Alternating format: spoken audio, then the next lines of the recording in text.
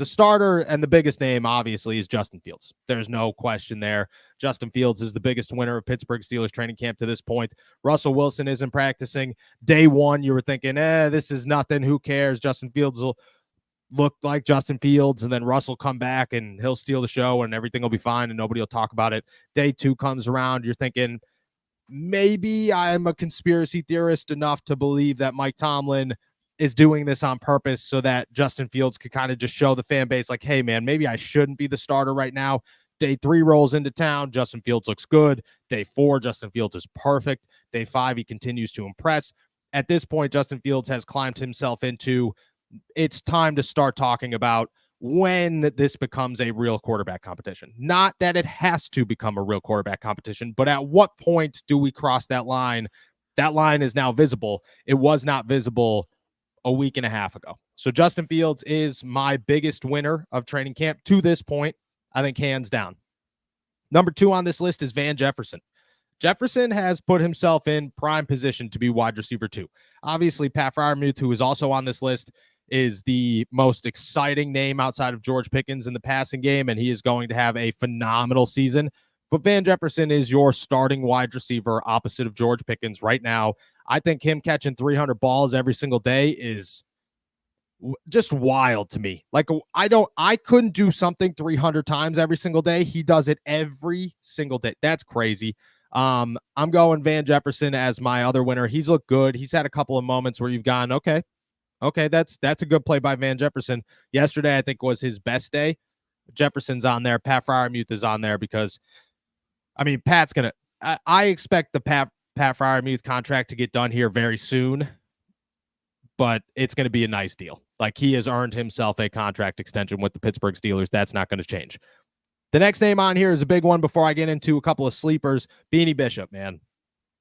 Beanie Bishop is your starting slot corner. He is the guy. I don't know how we make a shirt with Beanie Bishop on it, but we have to find a way to make a shirt with Beanie Bishop on it because that dude is electric.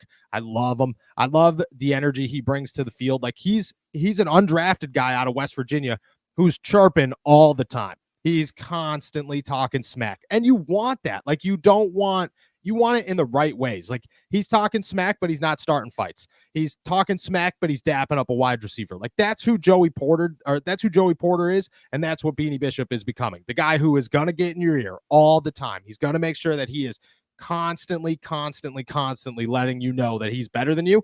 But at the end of the day, you're teammates, and he's helping you out as much as you're helping him out. That's who Beanie Bishop is. He is a stud. I would say Fields is the biggest winner. Bishop is a close second, very close second on this list. And then I got 3 sleepers. The first one's DeMarvin Leal, who I think has put himself in a position to make this roster and take a pretty big step forward this season for the Pittsburgh Steelers. The other 2 is a competition of fullback versus tight end. Who you keeping? I think you keep both of them. That's Jack Colletto and Michael Pruitt. Those 2, like, outside of the starters, they might be the most impressive names on the Steelers roster right now. And Colletto, I guess, technically is a starter right now, but they look great. Pruitt's making catches that Pat Freiermuth would make. He's blocking as well as any of the tight ends. Jack Colletto is running over Patrick Queen and Landon Roberts and Mark Robinson and creating holes for Najee Harris. And Najee Harris is running down the field, screaming at the top of his lungs how excited he is for Jack Colletto. Arthur Smith's talking about how, yeah, fullback is in this offense and he is part of this offense. I think both of those guys are huge winners for the Pittsburgh Steelers. I'm having a hard time deciding who gets cut because I believe one of them gets cut.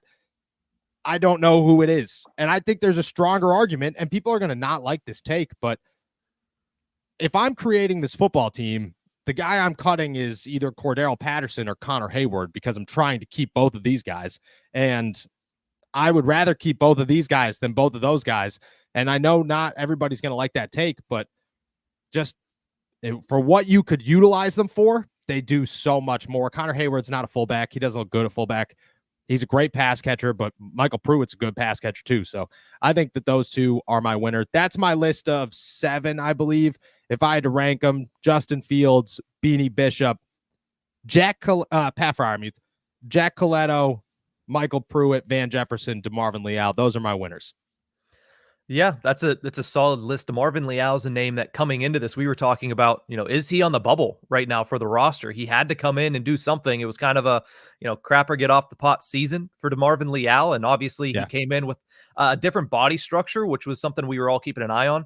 He's been deflecting passes. He's been very evident. He was in that little scuffle that happened yesterday. So he's Yes. definitely making sure that his name gets out there. And that is a huge thing for him, especially because a week ago we were sitting here saying this is a guy without a really a role on this team. He's building his Yep. own role and he's making himself indispensable. And that's what he had to do. So 1 week in, we'll see if he can start to build off of it and kind of stack weeks here. But 1 week in, that is huge for him. And really the other names there are names that we've been talking about all week. So not surprising in the least that they come down onto your winners list this week. Yeah. So Pruitt is at one point yesterday, Miles Killebrew shoulders somebody. I don't remember who it was. Shoulders him, like hit him hard, and no pads on. You're not hitting, but he hit him hard, and the guy goes down. Pruitt's helmet comes right off, and he starts screaming. He's like, "They've been doing it all day. They've been doing it all day!" Like screaming at Terrell Austin, just like trying to get his guys under control. He was ready to go. Like he was ready.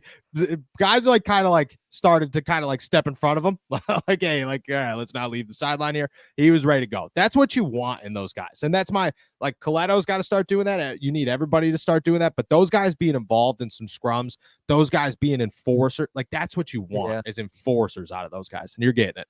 Yeah, it seems like the intensity is ramped up really around the entire team. You mentioned Beanie Bishop. Yes. I'm sure Patrick Queen is known for, being able to talk it and walk it at the same time. I've heard him and Jalen have had one of the best camp rivalries so far over the first 6 or 7 days. So it seems like there's a lot of intensity. It seems like there's a lot of confidence on both sides of the ball, which is always a great thing. And then there's, we might get to it, but I like what I heard from Mason McCormick yesterday as well. Yes. Yeah, Mason McCormick is I wouldn't say he's a winner, but I like what he's showing. Like him and Troy Fontanu starting the biggest fight of training camp so far. That's what I love to see. Like get those guys in there. Who and cares? For the perfect reason. And for the exactly. Like that's our quarterback. Mason didn't even like he smiled for half a second answering those questions. I was standing right there. He's like, yeah, don't touch my quarterback. And I was like, all right, sounds good, pal. I'm not going to do it. Don't even worry about it. Yeah, that's what you want out of those guys. I love what I'm seeing.